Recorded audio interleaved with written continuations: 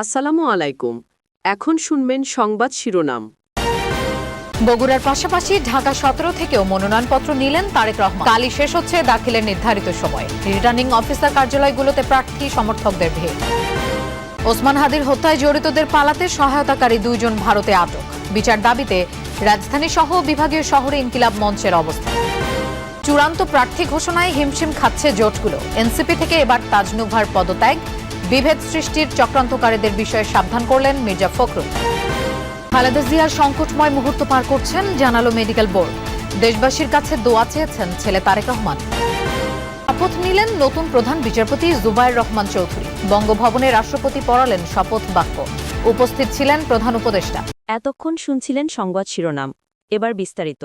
বগুড়ার পর এবার ঢাকা 17 আসনে প্রার্থী হলেন বিএনপির ভারপ্রাপ্ত চেয়ারম্যান তারেক রহমান। তার পক্ষে মনোনয়নপত্র তুলেছেন চেয়ারপারসনের একান্ত সচিব এবিএম আব্দুস সাত্তার। সকালে রাজধানীর সেগুনবাগিচায় বিভাগীয় কমিশনারের কার্যালয়ে যান এবিএম সাত্তার। এ সময় বিএনপির ভারপ্রাপ্ত চেয়ারম্যানের পক্ষে মনোনয়ন ফর্ম সংগ্রহ করেন তিনি। এদিকে প্রস্তুত তারেক রহমান এবং তার মেয়ে ব্যারিস্টার জায়মা রহমানের পরিচয়পত্র শনিবার রাতে তথ্য নিশ্চিত করেছে ইসির এনআইডি উইং। তবে চূড়ান্ত ভোটার তালিকায় নাম অন্তর্ভুক্ত করার আবেদন আজ নিষ্পত্তি হবে। এরপর মনোনয়নপত্র তোলা এবং দাখিলের জন্য একদিন সময় পাবেন। ঢাকা 17 আসনের গুলশান এলাকার 19 নম্বর ওয়ার্ডে ভোটার হতে আবেদন করেছেন তারেক রহমান ও জায়মা রহমান।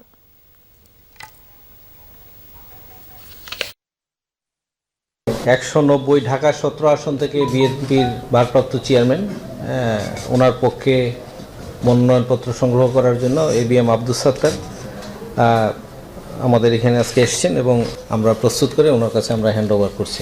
বিভাগীয় কমিশনার মহোদয় এবং তার যারা কর্মকর্তা আছেন তাদেরকে কৃতজ্ঞতা জানাচ্ছি যে আমি ফর্মটা তাদের কাছ থেকে গ্রহণ করছি এবং আপনাদের কাছেও তার পক্ষ থেকে দোয়া কামনা করছি। কাল শেষ হচ্ছে ত্রয়োদশ জাতীয় সংসদ নির্বাচনের মনোনয়নপত্র সংগ্রহ ও দাখিলের সময়সীমা। এর মধ্যেই প্রার্থী বদলের পাশাপাশি দলগুলোর চলছে জোট ভাঙা গড়ার খেলা। তবে কে কোন প্রতীকে লড়বেন সেই সিদ্ধান্ত জানা যাবে সোমবার। শনিবার পর্যন্ত বিভাগীয় কমিশনারের কার্যালয়ে জমা পড়েছে 205টি মনোনয়নপত্র। ডিসি অফিসের আওতাধীন 4টি আসন, কিন্তু কোনো প্রার্থী এখনো জমা দেয়নি ফর্ম। এদিকে নির্বাচন কমিশনের আওতাধীন ঢাকা 13 থেকে মনোনয়ন নিয়েছেন 17 জন প্রার্থী, আর ঢাকা 15 থেকে 8 জন সংগ্রহ করেছেন মনোনয়নপত্র। কিন্তু গতকাল পর্যন্ত ইসিতে জমা দিয়েছেন মাত্র 1 জন। সুতরাং শনিবার পর্যন্ত ঢাকার 20টি আসনে মনোনয়নপত্র নিয়েছেন 234 জন প্রার্থী। ইসি কর্মকর্তারা জানান, ঘোষিত তফসিল অনুযায়ী প্রার্থিতা প্রত্যাহারের শেষ সময় 20 জানুয়ারি। ওই সময়ের পর প্রার্থী তালিকা চূড়ান্ত হবে। কোনো আসনে একই দল একাধিক প্রার্থী মনোনয়ন করলে নির্ধারিত সময়ের মধ্যে একজনকে চূড়ান্ত করবেন। গণতান্ত্রিক রাজনৈতিক দল অন্য যে কোনো দলের সাথে জোট করতে পারে, তবে তাদের ঘোষিত আদর্শের সাথে নতুন দলটির সিদ্ধান্ত মিলছে না বলে মনে হয়। এমন মন্তব্য করেছেন জামায়াতে এনসিপি জোট ইস্যুতে নজরুল ইসলাম খান, বিএনপির স্থায়ী কমিটির সদস্য নজরুল ইসলাম খান। দুপুরে আগারগাঁওয়ে সিএসির সাথে সাক্ষাৎ শেষে জামায়াত এনসিপির জোট ও পদত্যাগ ইস্যুতে এমন মন্তব্য করেন তিনি। নির্বাচন কমিশনে বিএনপি আরপিওতে সন্তানের আয়ের হিসাবের বিষয়টি স্পষ্ট করতে চিঠি দিয়েছে বলেও জানান তিনি। এছাড়া এআইয়ের ব্যবহার করলে আইনানুগ ব্যবস্থা নির্বাচনী প্রচারণা বন্ধের বিষয়ে ইসিকে অবগত করা হয়। জামায়াতের সমাবেশ আচরণবিধি লঙ্ঘন করছে কিনা সেটিও ইসির বিষয় বলে জানান তিনি।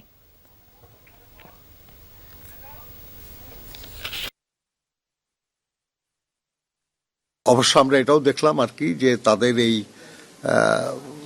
সিদ্ধান্ত না, তাদের এই ভাবনার সঙ্গে দ্বিমত পোষণ করে তাদের অনেক নেতৃবৃন্দ দল ছাড়ার ঘোষণা দিয়েছেন। অর্থাৎ মনে হয় যেন তাদের ঘোষিত আদর্শ বা ঘোষিত ভাবনার সঙ্গে তাদের এই নতুন চিন্তা এটা বোধহয় যাচ্ছে না আর কি। বিএনপি একটা গণতান্ত্রিক রাজনৈতিক দল হিসাবে সব রাজনৈতিক দলের স্বাধীন সিদ্ধান্ত গ্রহণের অধিকার স্বীকার করে। এনসিপি থেকে পদত্যাগ করেছেন যুগ্ম আহ্বায়ক তাজনুভা জামিন। এনসিপি থেকে পদত্যাগের বিষয়টি তার ফেসবুকের ভেরিফাইড পেজ থেকে জানান। পোস্টে তিনি লেখেন, হয়তো জামায়াতের সাথে জোটে ঐতিহাসিক কারণ বা নারী বিষয়ের কারণে আপত্তি, তবে এর চেয়েও ভয়ঙ্কর যে কারণ তা হলো সেটা যে প্রক্রিয়ায় হয়েছে।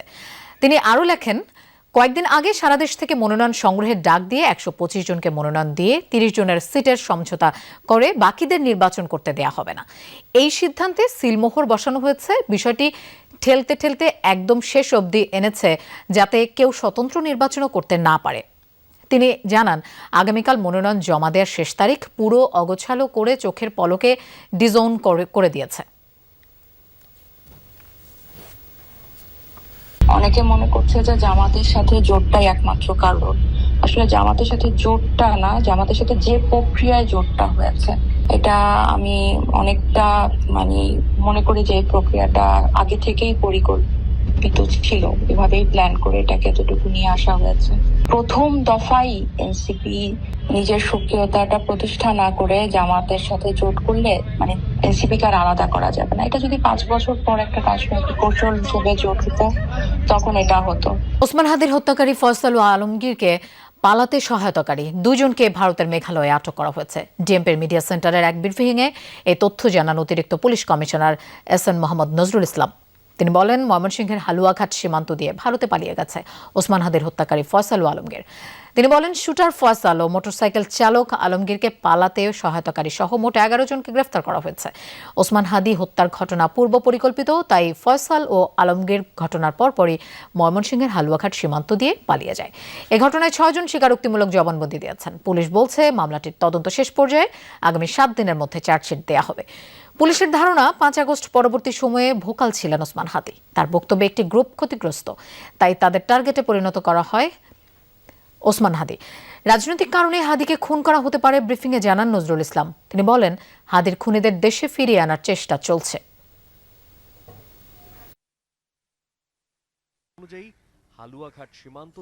আসামিদেরকে চিহ্নিত করার পূর্বেই তারা সীমান্ত পাড়ি দিতে সক্ষম হয়।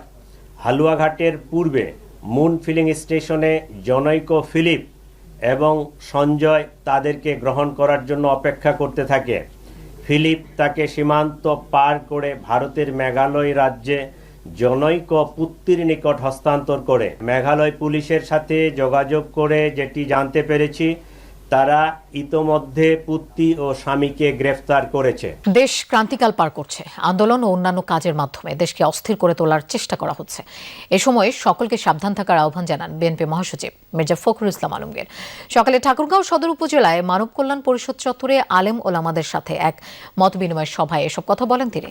দেশ যেন আবারও কোনো অন্ধকারের দিকে চলে না যায়, সেজন্য সবাইকে ঐক্যবদ্ধ হয়ে কাজ করার আহ্বানও জানান মহাসচিব। এছাড়া নিজেদের মধ্যে বিভেদ অনৈক্য তৈরি করলে চক্রান্তকারীরা তাদের উদ্দেশ্য বাস্তবায়ন করতে পারবে। এতে দেশ ও জাতি সকলেই ক্ষতিগ্রস্ত হবে। পাশাপাশি কুরআন সুন্নাহ ভিত্তিক আইন বাস্তবায়নে বিএনপি অঙ্গীকারবদ্ধ বলেও জানান বিএনপি মহাসচিব।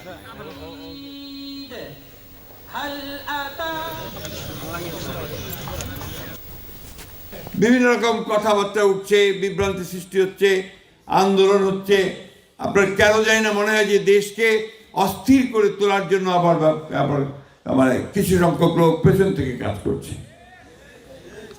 আমাদের এই সময় খুব সাবধান থাকতে হবে যে আমরা যেন আবার কোনো অন্ধকারের দিকে চলে না যায়।